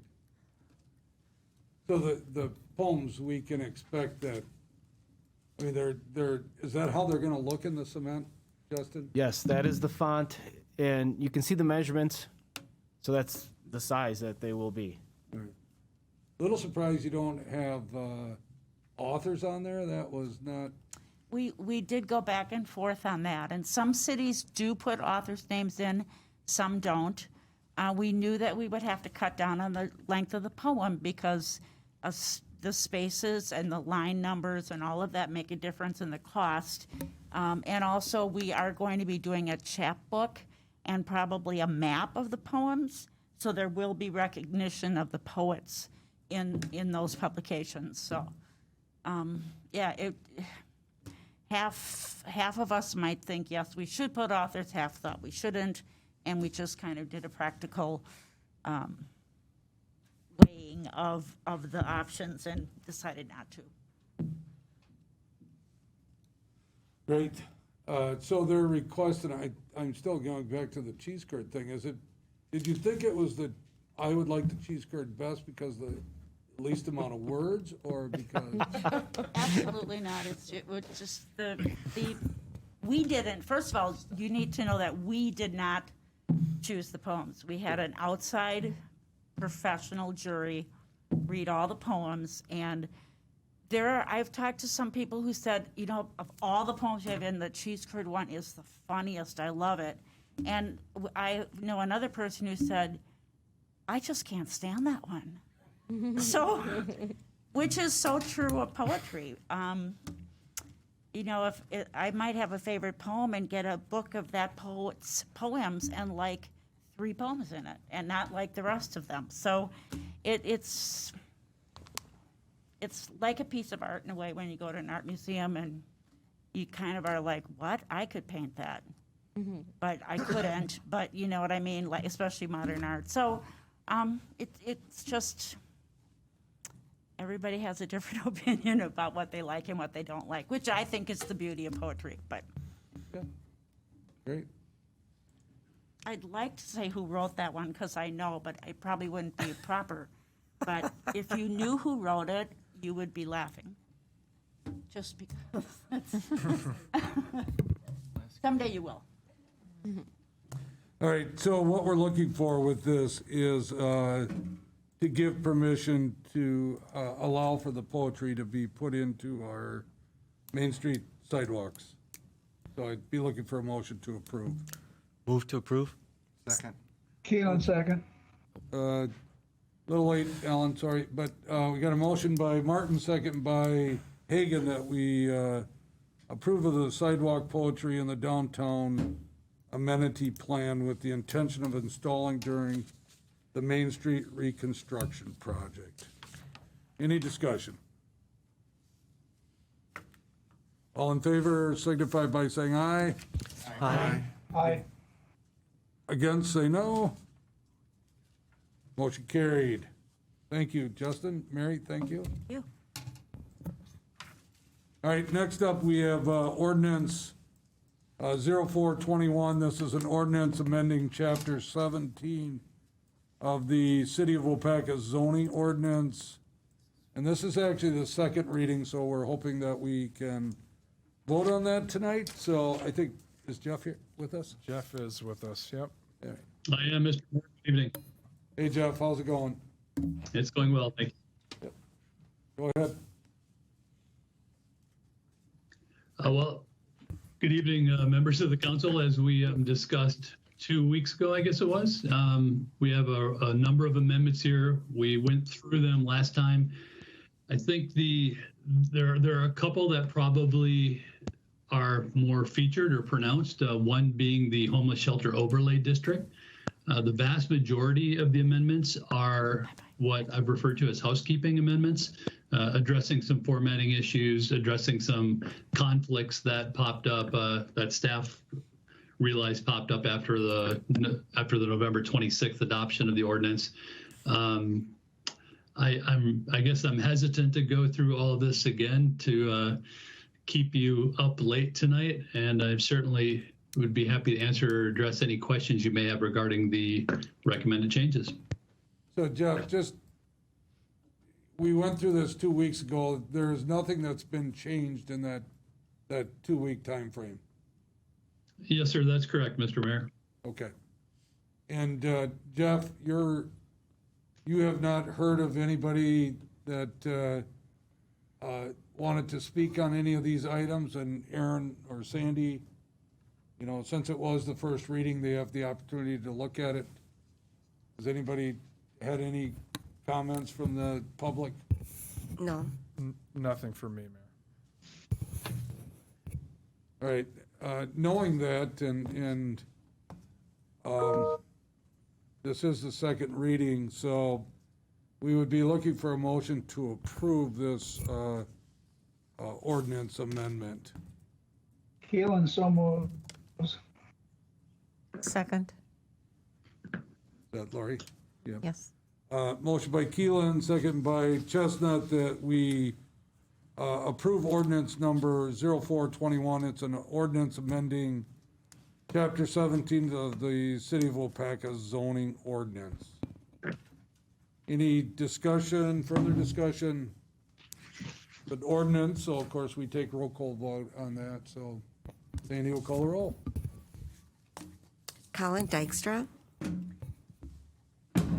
May I abstain? You can, I think I should. absolutely. That was nice of Sandy to put you first, too, by the way. Lori Chestnut. Aye. Paul Hagan. Okay. Alan Keeland. Aye. Scott Prochatsky. Aye. Dave Peterson. Aye. Paul Mayo. Aye. Dimitri Martin. Aye. Mary Fair. Aye. Eric Olson. Aye. And Paul Hagan. Aye. 9 ayes, motion carried. All right, Jeff, thank you. Let's go to new business then. We have a conditional use permit for CSC LLC, and this is Jim Becker is the applicant for the 825 West Fulton Street. And Aaron, you want to set this up? And Yeah, sure. I know Jim is here tonight, so. Yeah, so there is a staff report that Jeff will, I'm sure, take you through, starting on page 112 of the packet. But Mr. Becker And city staff have been talking for quite some time, a couple months here, about him and his interest in moving into what everyone knows as the old Shopko space, soon to be known as Everyday Hometown. That is located in the Fulton Street Corridor Overlay District, and there is a conditional use permit required for that use, which is what he did. He went through the process for that, and that's the result of what you see tonight. This has gone through Plan Commission. You can see pulled up on the page right now. There are recommendations from Jeff, our zoning administrator, and the conditions upon that conditional use permit. Mr. Becker has looked at those and has agreed to all of those. I guess the only other thing I would say is that I know he's anxious, him and his daughter Brianna are anxious to get open and started, and they've been wonderful to work with, and we're certainly happy that that space will be used, and not only used, but from a business that aims to fill a lot of the gaps that left with some of those big box stores. So, other than that, Mayor, I don't think I have anything else. Jeff, you want to just go through your report? Certainly, Mr. Mayor. So as Aaron mentioned, a conditional use permit is required, and that is for all retail stores with 10,000 square feet of floor space. This business, this structure certainly qualifies. Also, as Aaron mentioned, we've gone through the process of reviewing it, and we have specific set of recommendations. Those recommendations are before you. And they're rather conventional recommendations, right? No uses other than those listed in the permit are allowable. 24-hour deliveries are permissible. We want to make sure that any deliveries that arrive between 10 o'clock p.m. and 7 o'clock a.m. are, well, done as quietly as possible. All product and material storage shall occur within a proposed principal structure. So basically, there's no outdoor storage of product allowed. There will be outdoor display, and that's something we'll probably be addressing in the future. The property shall be maintained free from accumulation of trash and debris.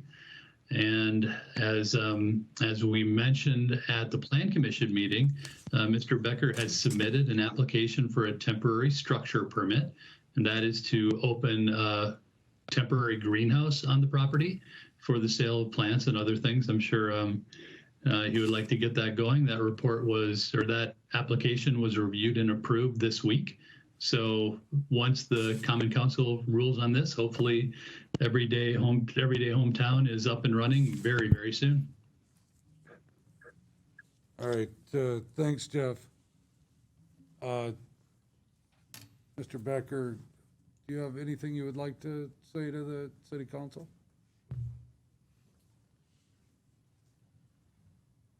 No, I'm not one that speaks, but I do want to thank everybody for welcoming us here. If you're not familiar, I was the owner of KK Lawn and Sport for 6 years. Dave Berge ran that. I really had very little to do with it, but he did a wonderful job, and that's really what sparked the interest when I sold that to actually look at this a little bit deeper. And I've got the connection with the United Hardware.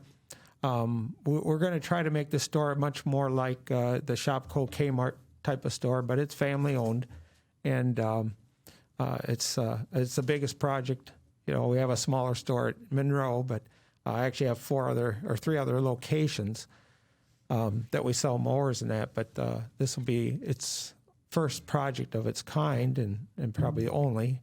But I have 2 daughters. We want to set them up for a future, and my oldest daughter with me tonight. She's moved here. She's going to be resident here, and we look forward to working with everybody, and sure appreciate the opportunity.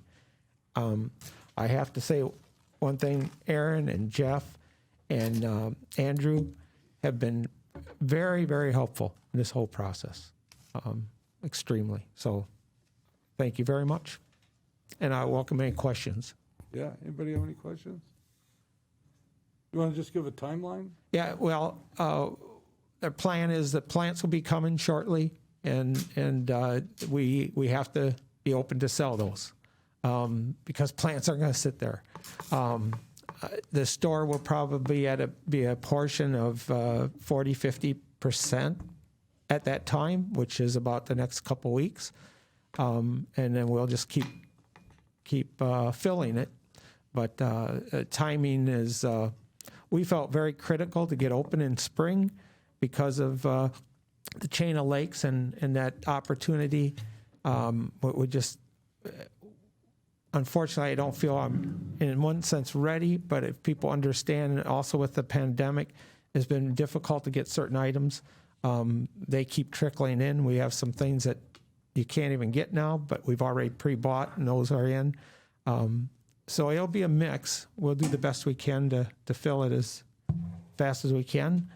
And we'll look for, and some of the things there are because of public input already of saying, hey, we really need this or need that in an area. So we're definitely want to take all those suggestions. All right. All right. Well, thank you, Question? Gene. Yeah, go ahead. So do you have, how many employees are you going to start with just your family? Is that my understanding? We have 4 or 5 right now. Okay. We think we're going to be somewhere, realistically, probably in the 25. Okay, Yeah, I think in that area. good. Well, good luck. I wish you so much luck, and I'm happy that you're here. Thank you. Good. Thank you. Yeah, Eric, go ahead. Maybe I missed it. What are your hours of operation? I purposely didn't want to tell you because you'd be standing at the door at 7 a.m., but probably like either 7 or 8 in the morning till about 8, and on Sundays a little less. We will be closed on some of the holidays, at least not so much the summer, but the winter hours. We feel it's for employees and that too, and it's. I think we'll be busy enough. We hope anyhow. So. Great. Everybody else? All right. Thank you very much. Well, thanks. We're looking for a motion to approve this conditional use permit then. Move to approve. Keelan moves to approve. Okay, I got Martin. You want a second, Alan? Yes, second. All right. We got a motion by Dimitri, second by Alan, that we approve of issuing a conditional use permit to CSC LLC et al. Owner Jim Becker is the applicant for 825 West Fulton Street. Any further discussion? Sandy will call the roll. Colin Dykstra, Approve or aye? Lori Chestnut, Aye. Paul Hagan, Aye. Alan Keeland, Aye. Scott Perchatsky, Aye.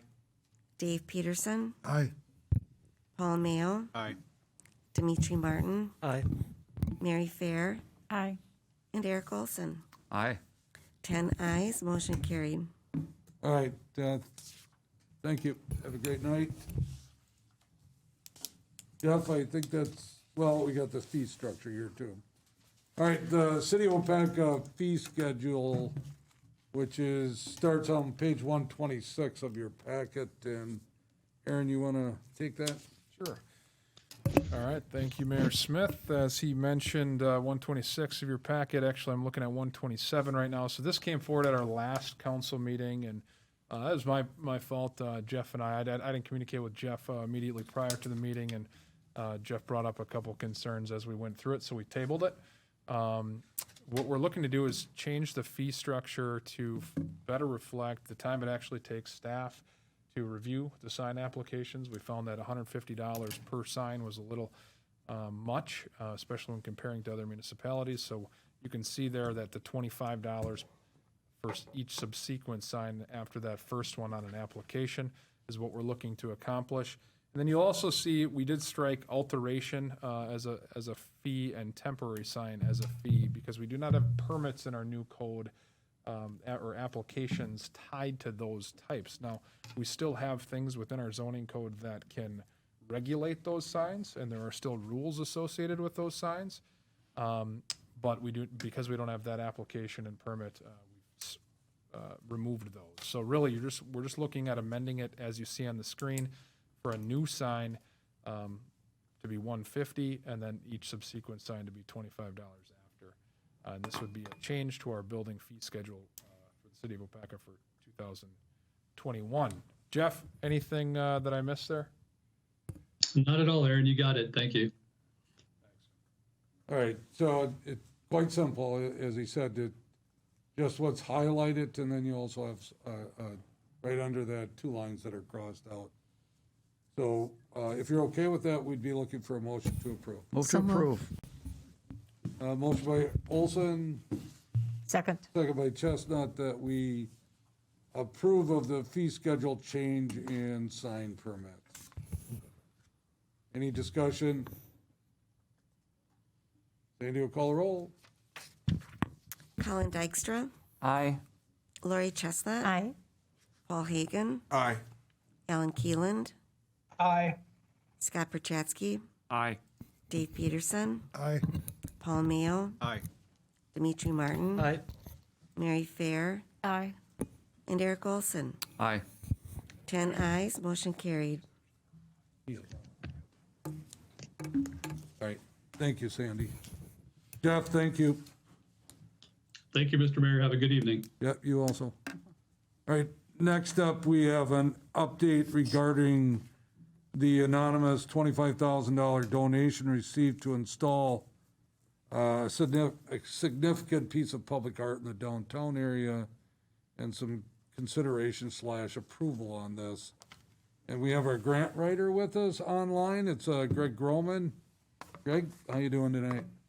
I'm doing great. Thank you, Mayor. Thank you, Council.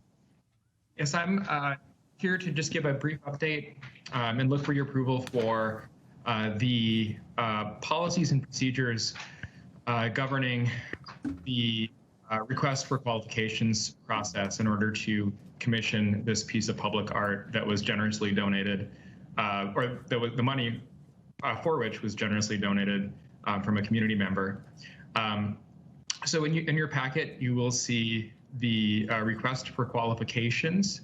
This request for qualifications provides an overview of the submission guidelines, design considerations, safety considerations, durability requirements, and just generally the budget and process that will be used to select the artist. This was written in accordance with standard practice for a call for artists used by other municipalities for public art projects. And the process generally looks like having a first wave of applications from artists that will be whittled down to 3 finalists. And those finalists will be brought to, their proposals will be brought to council for approval much later next year sometime. So you'll have another chance to approve the art project itself. Right now, we're just asking you for your approval on the process to select that artist. All right, Greg, thank you. So he's asking for us to approve the request for qualifications and to open the competition on this. We'd be looking for a motion to approve. Everybody understand what's going on here? I'm sorry. Are we okay? Any more explanation? Anybody would like to make a motion? I will move to approve. Keelan seconds. Okay, thanks, Alan. I guess I didn't hear you. Sorry at first. Motion by Fair, second by Keelan, to approve the request of qualifications and open the commission to competition from interested artists. Any discussion? Or this will be a voice vote. All in favor signify by saying aye. Aye. Aye. Against, say no. Motion carried. All right, thank you, Greg. Thank you all. Thanks, Greg. Next up, we have Resolution 1484. This is a resolution supporting application to the Recreation Trail Program, or the RTP grant. Andrew, you're on. Thank you, Mayor, council members. I actually have the next 2 resolutions. You want me to lump them together or do them separate? They're both for the same grant, but Yeah. different projects. Sandy says separate. Well, I know we got to vote on them separate, but do you want me to talk about them separately as well? Okay. All right, so 1484. So this Recreation Trail Program grant is a Wisconsin DNR grant that we would like to apply for. We have two of them in the works. This first one is to kind of rehabilitate and repair the boardwalk that is at Swan Park. So if you've walked the main loop there in the low area in the back, there is a long boardwalk, and there's definitely some issues with it as far as tripping hazards, and it's about as old as everything else out there. And so we're just would like to apply for this grant to repair and update that. Luckily, the grant this year, the RTP grant, is focusing on rehabilitation and maintenance, so hopefully that helps us as we move forward. So we would be applying for this, and it's a 50% match, and so the city's portion for this one would be $9,500. We have some River Ridge Trail money, some Friends of Waupaca Parks money, and some operational money that we could secure that amount for. So essentially what we're looking for is just approval of this resolution so that we can apply for the grant.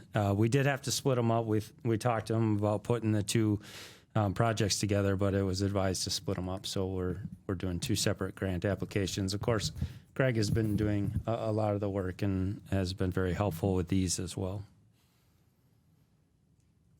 All right, so this is resolution number 1484, and we would need a motion to approve this Excuse me. resolution. May I have a couple of questions? Yep. Does the money have to be used if you win this grant for that particular project? You have to dedicate the project? Yes. And are there any other projects in town that might benefit from it? From a recreational trail program grant? Right.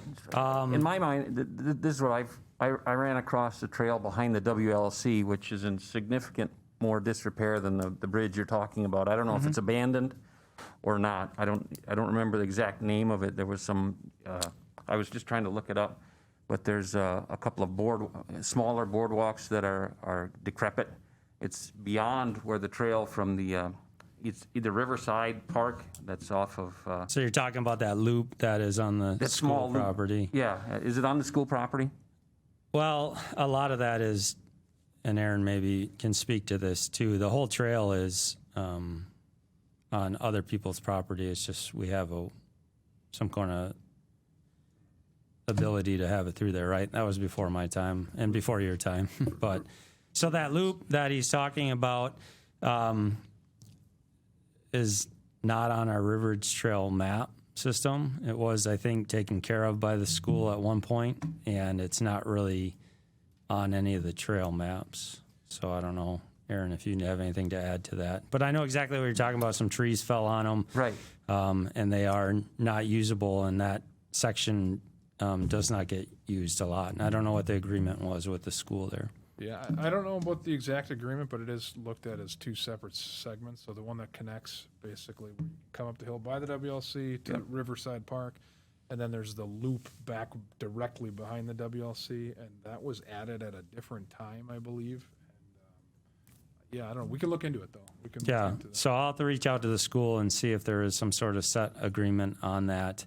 But the other boardwalks that connect the school to the Riverside are still in okay shape. Yeah, those are in fine shape. That are getting older, yeah. So it's something that came across my attention. I guess it's in my area, and so I wondered if that's something to consider with this proposed program. And if it's not, if it's something totally off, then that's fine too. But it would be, but we would need to have some cooperation with the school as far as, the ability to work on it and the ability, it'd probably be a joint venture. So I'll definitely reach out to the school, the Learning Center, and see if they have any record of any sort of agreement on maintenance and taking care of that portion of the trail as well. I'll second the motion. I didn't hear who made the motion. Dave Pete. Dave Pete, okay. Motion by Pete, second by, or Dave Peterson, second by Eric Olson to approve resolution number 1484. Any further discussion? Mayor? Yes, sir. Just a quick question on both of the projects, Andrew. If we don't get the grant, will you still repair these boardwalks? Or what's the situation? Yeah, we'll have to get creative as far as how we make that happen. Obviously, it would be a lot easier if we get these grants. If not, it may, delay the projects or change the scope of the project. Thanks. All right, anybody else? Ready to vote? Sandy will call the roll. Colin Dykstra, Approve, aye. Lori Chestnut, Aye. Paul Hagan, Aye. Alan Keeland, Aye. Scott Perchatsky, Aye. Dave Peterson, Aye. Paul Mayo, Aye. Dimitri Martin, Aye. Mary Fair, Aye. and Eric Olson. Aye. 10 ayes, motion carried.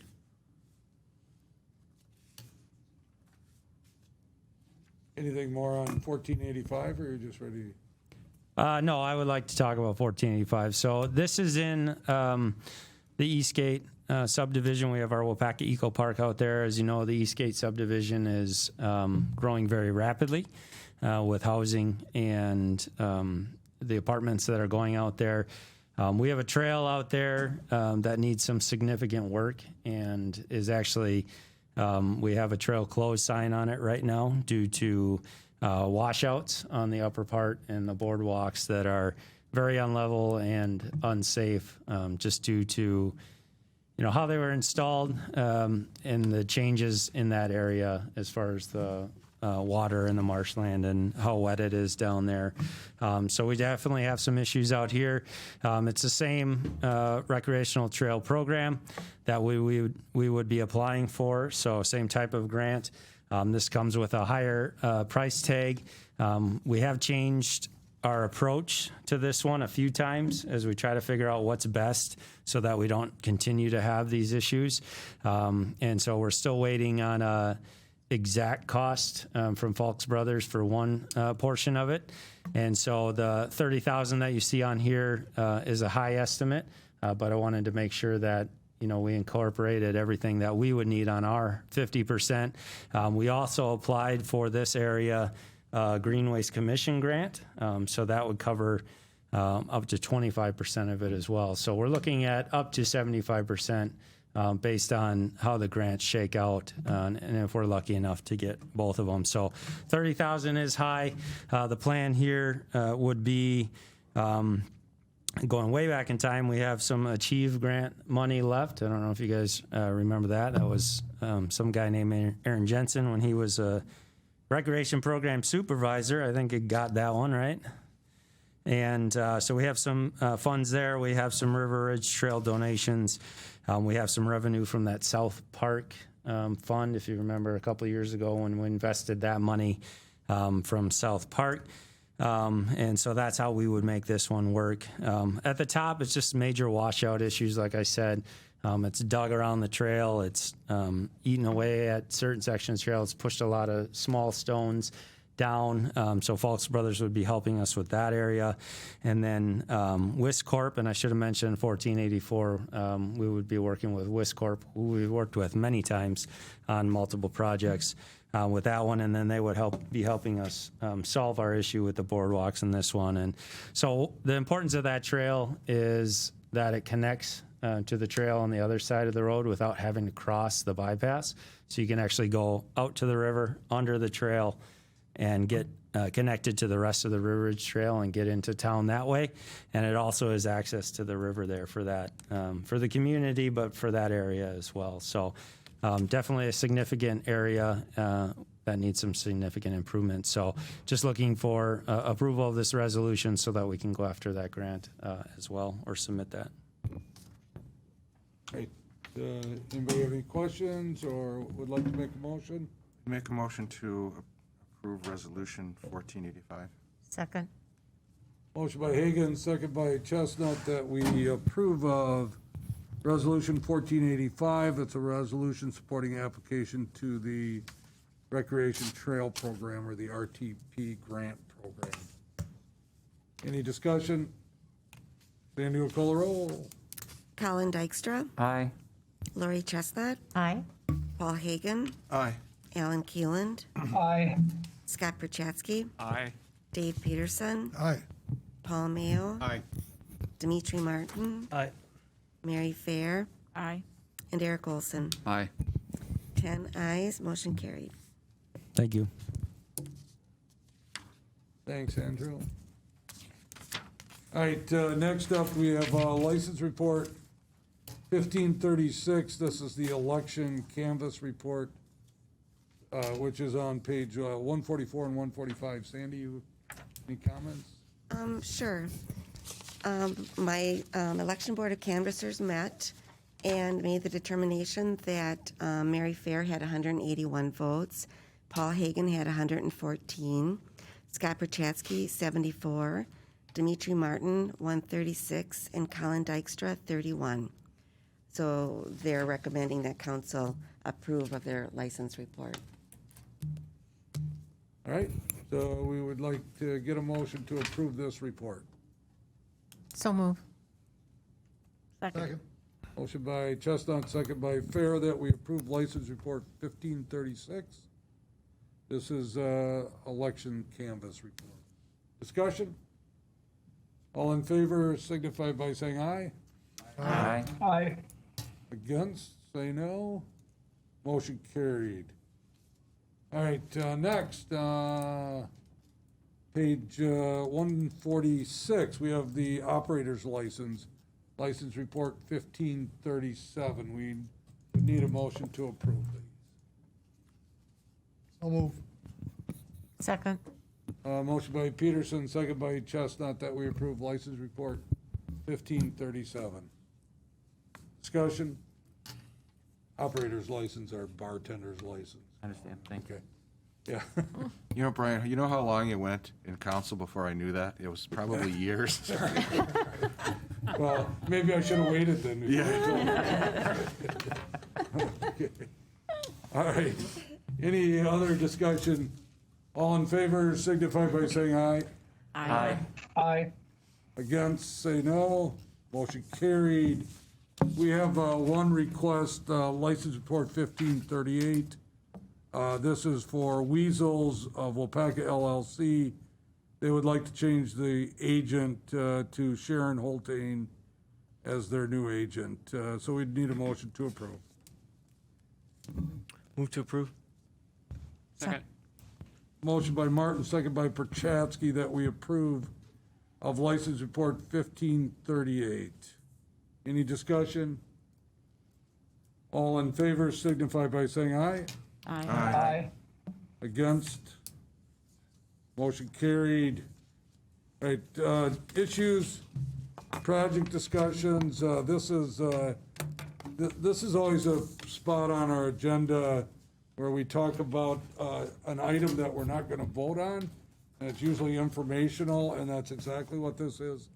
Tonight, we have asked, and Mark has either requested or we've asked Mark Frederickson from Gold Cross to just tell us how it's going in 2021. So, Mark, welcome. I saw you come in early, so you know what's going on in Waupaca, that's for sure. Well, thank you, Mr. Mayor and Council. I appreciate being able to come. Aaron's going to put up just 3 slides that I'll briefly go through. But before I talk about that a little bit, I do want to talk a little bit about, you know, how COVID has impacted pre-hospital care. We went through a fairly decent learning process last year. I think last year, this time, we were all pretty nervous. There were a lot of, I can tell you, a lot of my employees were scared. A lot of them really didn't know what they were facing. We really didn't know the certainty of what actually was going to happen. But, you know, as we role play now, you know, about a year later, we can see a light at the end of the tunnel. And I'm happy to say I don't think it's a train coming at us. I think we're going to get through this process.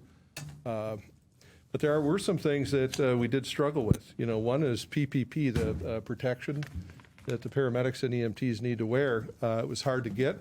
And not only was it hard to get, the costs were astronomical. We went they wear what's called an N95 mask, and all of our ambulances had those. And we've had them in our disaster trailer, and we had, we felt we had plenty of those masks on site. Well, I'll tell you what, we went through them very quickly. And not only did we go through them quickly, it was hard to get them. And they went from 75 cents to $7.50 a piece. And even to try to get them was, like I said, very difficult. Our gloves, standard gloves that the paramedics and EMTs wear, we used to get them for like $2 and some cents a box, or now it's $7.50, $8 a box. And it seems like all of that cost is staying there, and it's really not going anywhere. There were 9 of our employees, 2 in our office and 7 out in the field, that did have COVID-19. It's hard to tell where they got it from, when they say they try to trace that.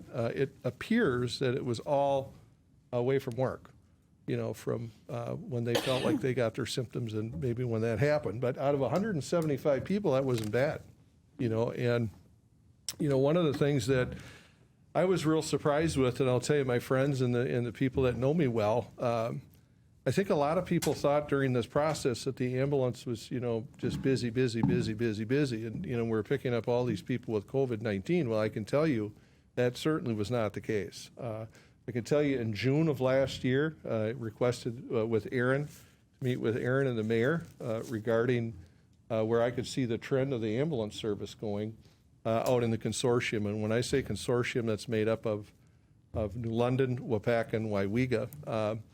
And I could tell you the not only was the run number way low of where it was at, I knew that our budget, we were certainly not going to come in at what we set at our budget. So I got in front of that as soon as I could. Again, even in June, we still really didn't know where we were at with COVID-19. And when we set our budget here this last year, it went up dramatically. It went from $10 and I think 31 cents to $15.33. And so moving into that, I wanted to come out today and kind of tell you where we're at with our first quarter. I'm going to talk about some of the financial stuff for you, and then I'll open it up for questions. But the first slide that you see here is a 3-year first quarter volume, which means the blue line is the number of responses that we were asked to go on. And the orange line is how many times we actually transported somebody when we got to their place. The middle, okay, in 2020, that's COVID-19. I can tell you my next quarter is going to even be a lot worse than that, because when you can see 956 responses in 2020, that's really when COVID really started coming in here into play with us.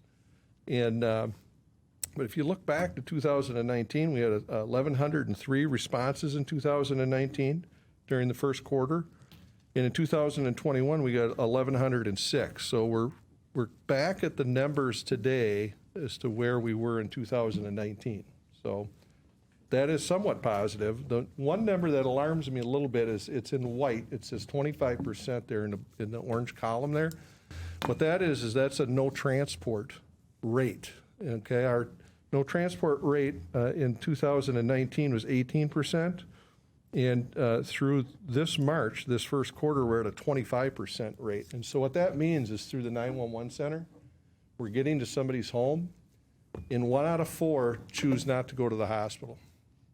And what's interesting with that is when I track and look at that, we're going to have instances like that happen. We may get called to a car accident, we get there, nobody's hurt, okay? But what we're really finding is people that really can be sick are refusing sometimes to go to the hospital. I think they're afraid to go there. We've started a campaign with our employees about letting people know it's safe to go to the hospital. It's a safe place to be. Again, I think a lot of people really felt like if you went to the hospital, you're going to get COVID-19. And so that number's a little high to me. And so if that means 1 out of 4 people, are not choosing to go to the hospital, we're not through this phase yet. I think people are still nervous.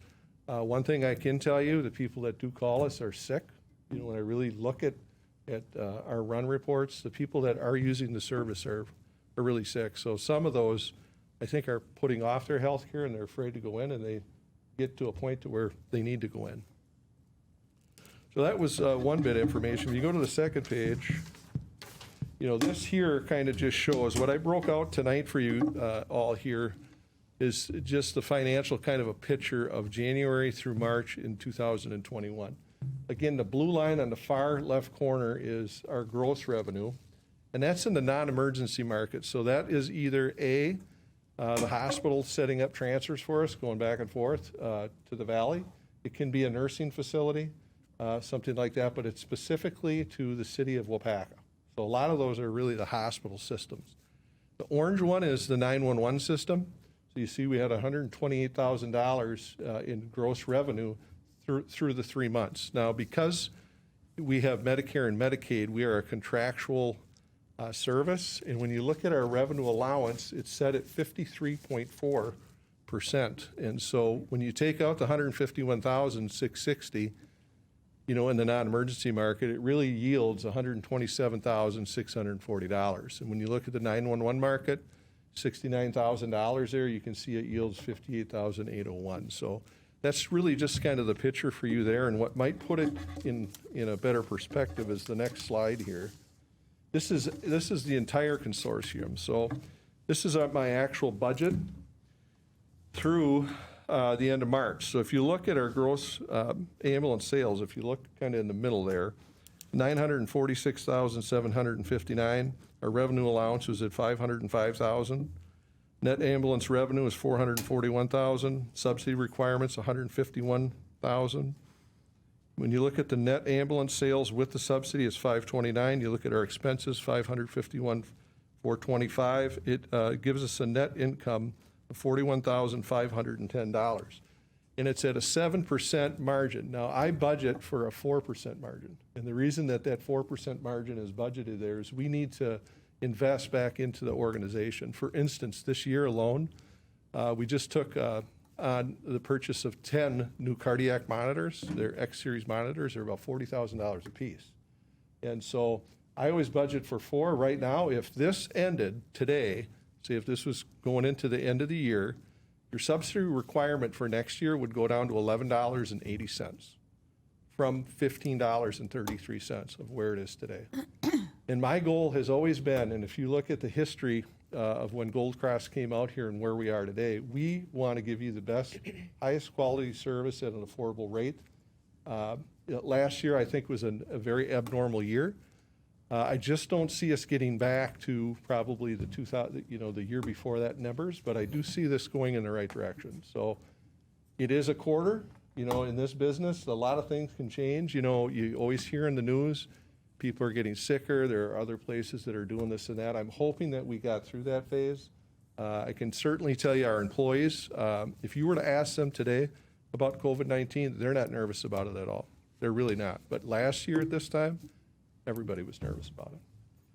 So I wanted to come out just to kind of give you the overview there. I think we're on the right track, moving in the right direction. And if these numbers stay the way they are and the runs come back to where they are, we're going to have, you're going to have a better, at least, outlook for next year in budgeting. My plan is every quarter to sit with Aaron. I can come out here and tell you too. I can show you, what the next quarter would be. And I'm also working with the City of New London, Waupaca, and the other municipalities that are part of this process, because I don't want them to have surprises, as we move forward. So that's kind of what I had for you guys tonight. Thanks, Mark. When you say the city of Waupaca, you're including our small consortium, which includes the townships too? What's that? Are you just talking about the city of Waupaca, or are you talking about our townships too? No, what I showed you, the first 2 slides just was focused on the city of Waupaca. So not the townships at all? No, this is all the town. This is everybody here. This one's everybody. So are you finding that the townships are similar to the city? Are they following the same flow? Our townships, like Farmington, Dayton, Lind, and Waupaca? Yes, for sure. In fact, in my whole system, when I even include like Appleton and Menasha, everything is very similar right now. So I feel very confident with some of the numbers that we're seeing is that this is really, we're on a kind of a recovery. Okay. But it's down everywhere. It's our no transport rate's 25% everywhere.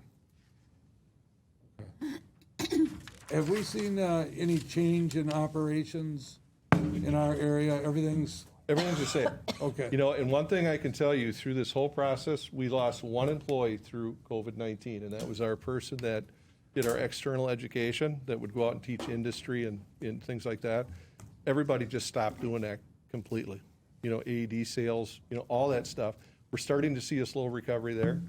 But all our paramedics and EMTs, everything is the same. Okay. Anybody else? Comments or questions for Mark? Your opportunity. I have a question. Yeah, go ahead. So your revenue was almost $600,000, and you did about 1,100, visits or whatever trips. That seems like $550 on average or something like that a trip. That seems really low for an ambulance? Well, when you look at how we set a lot of our base rates are set on Medicare and Medicaid, so it doesn't really matter what you charge. Okay, so for instance, about 67% of the business is either Medicare or Medicaid, which means this: if you're on Medicare, the bill, let's just say it's $1,000. Okay, Medicare is only going to approve $395 of that, and then they pay 80% of that, and then the patient pays the additional out of that. So it is it's a very thin line margin business for sure, and the payer mix is just really what's interesting. When you look at a 53.4% revenue allowance, that means we're not going to collect. We know going into this, we're not going to collect a lot of the revenue that we are billing, the patient. When you hear about Obamacare and all these people that have insurance, there's still about 16% of people that don't have insurance, in this business. It's just it's very odd. Paul Hagan? Have you seen an increase in collections and people not paying their bills? Well, the collections are staying pretty constant, on that. One of the things that we have seen is there's something that's called medically not necessary. So there are times when we'll pick somebody up, we take them to the hospital, and Medicare will say this was not a medically necessary trip, and we have to bill that for no payment. That is way down right now. And the reason I think that number is down is I think people are really waiting until they go to the hospital. I really believe that's happening. Because I know in May, in April, May, June, and July, we were almost 50% down on our run volume in our whole system. I mean, that's really odd. And some of those people at the latter end of the year really were going into the hospital because they had no other choice. They were very, very sick. So it was really, like I said, I do think we're coming out of this. I think we're moving in the right direction. Thanks, Mark. Mark, in the past, you've given invitations to staff and council members to come down to your Fox Valley Center and tour the place, including your communication center, which is really cool to see, interesting to see how well that works and stuff like that. Is that still open? I know we have one. Anybody's welcome at any time, and you don't need an invitation. If you're in the valley and it's between 8 and 5 during the week, and you want to just stop in, you're more than welcome to come in. If I'm not there, somebody will be there that can give you a tour. But we're proud of it. But we're really proud of this building here in Waupaca. One of the things we wanted to do when we opened that was have an open house, and all of this we were going to have our open house in May, which is always EMS week. We were going to do that last year. It couldn't happen. We're not going to do it this year either yet, but we do thoroughly intend on having an open house here with EMS week and allowing the communities to come through and at least see our building here, because it's a very nice building. Yeah, it is. It really is. That was a nice upgrade. Anybody else? Staff? Anybody on the staff level that would like to ask Mark any questions? Thank you, Mark. Appreciate you coming. Thank you, tonight. everybody. Thanks, Appreciate Mark. it. All right, moving on, we have communications and recommendations of the mayor.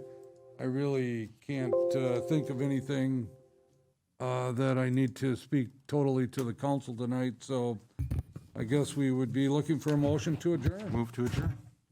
Second? Motion by Hagan, second by Martin, that we adjourn our council until our next regular scheduled meeting on May 4th, 2021, subject to call. All in favor signify by saying aye. Aye. Against? Motion carried. We are adjourned at 8:11. Safe trip, everybody. Brewer Lake game.